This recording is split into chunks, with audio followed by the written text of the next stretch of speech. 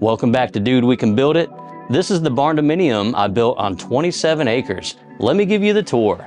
As you can see, we went with a wide open floor plan. This is actually a metal building. It's completely freespan, so there's no load-bearing interior walls.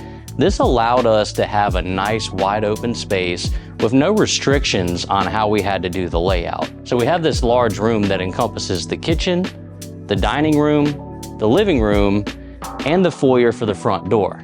The kitchen is my favorite part of the house.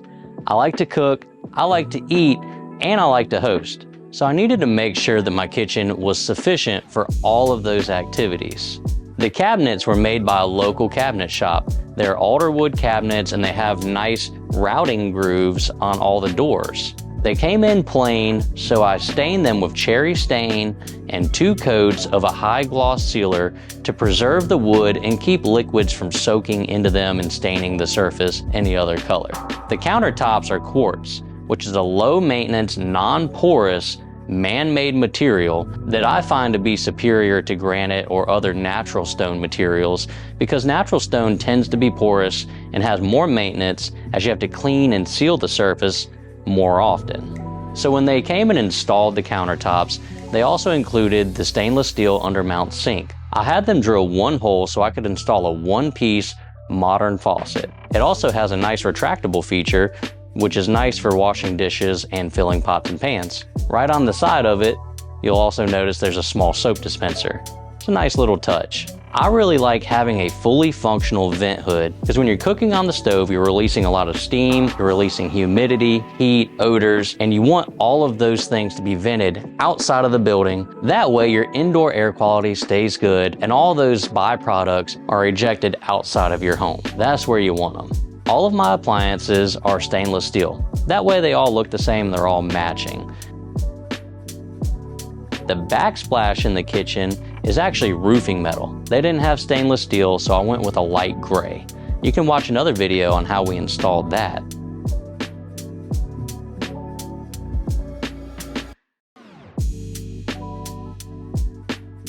And the last little touch that I added to the kitchen are the 2 pendant lights with Candelera LED bulbs in them. So at night, when all the other lights are off, you can turn on those bulbs and it gives it a nice flickering candle look. Beautiful aesthetic.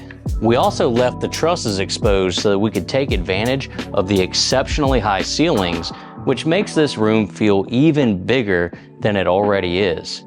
I own an air conditioning company and I like the industrial look of this exposed ductwork, so I left this clean and exposed and just painted all of my spray foam insulation black. One of the great things about this open floor plan is if you're in the kitchen cooking and you have guests over in the living room, you can still watch TV and interact with your friends and family without ever actually having to leave the kitchen.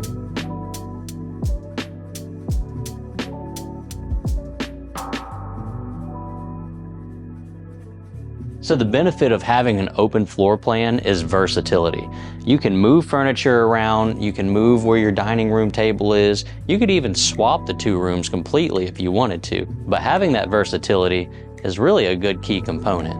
And it gives kids and pets plenty of room to run around. Let's move into the laundry room. So this is where the washer and dryer live, right next to the laundry folding table. You'll also notice that we have an instant water heater mounted inconspicuously on the wall. You'll notice this model does not take up a lot of space, and it also has a nice adjustment dial where you can adjust the temperature of the water. Also, notice that we have matching over and under countertops. They're using the same stain and clear coat as the rest of the cabinets in the house. We have a nice countertop for folding laundry and a large pantry for storing food.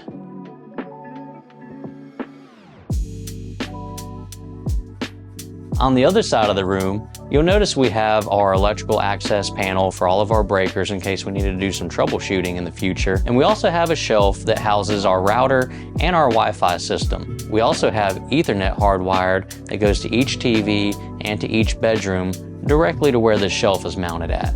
So this is the master bedroom. It's a huge bedroom. It's about 15 foot by 15 foot. That's a Cali King bed with nightstands on both sides. And as you can see, there's still plenty of room in here for an artificial fireplace and a massage chair. And most importantly, that's my dog. His name's Mir. We also have multiple lighting options. We have these LED daylight bulbs if you need it to be really bright in here. And then we also have this warm white in case you need your ambiance to be a little bit softer. We have 2 AC vents to keep this room nice and cool. Gotta have a good ceiling fan to sleep to. So now let's move into the master bathroom. You can see here we have a double vanity sink. Once again, this is quartz countertop with the undermount sinks. It's a lighter color to give this space a brighter aesthetic, not so dark as it is in the kitchen. And then I have this large mirror that I've been holding on to for a few years that I finally decided I had a place to put it. So I made all this custom trim just out of 1x4s, and I stained it to match the cherry cabinets. Also, I really like bronze, so I use bronze fixtures in the bathrooms. And next to the sinks, we have a linen cabinet to store towels and other bulky items. My friends over at Samson Floor Design built me a custom floor-to-ceiling tile shower, which I absolutely love. I like the sleek modern trim and the color matching grout and drain.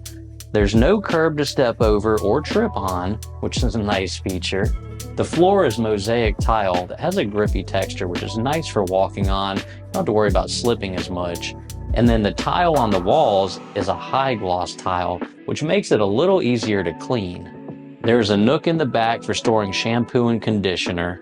And the hot water is provided by the instant water heater, which means that you will never run out of hot water. You can take a shower as long as you want. The toilet is set in a nook and there is an outlet placed behind it, so we can upgrade to a Japanese style toilet in the future. Finally, there's the walk-in closet. I have his and hers shelving on opposite sides of the closet.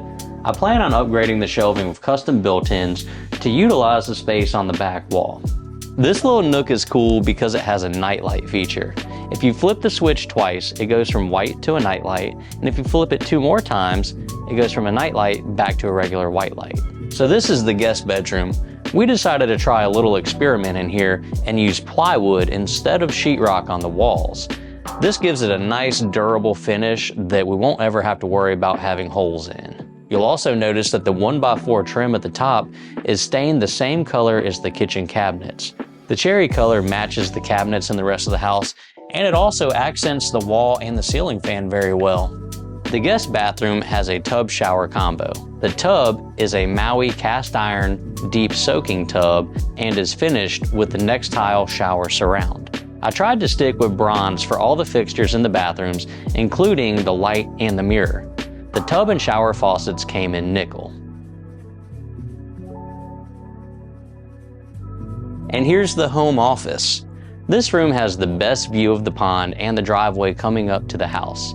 It's a fantastic view to have while working.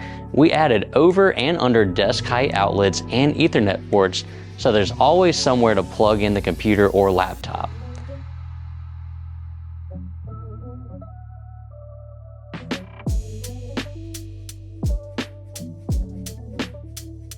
I hope you enjoyed the tour.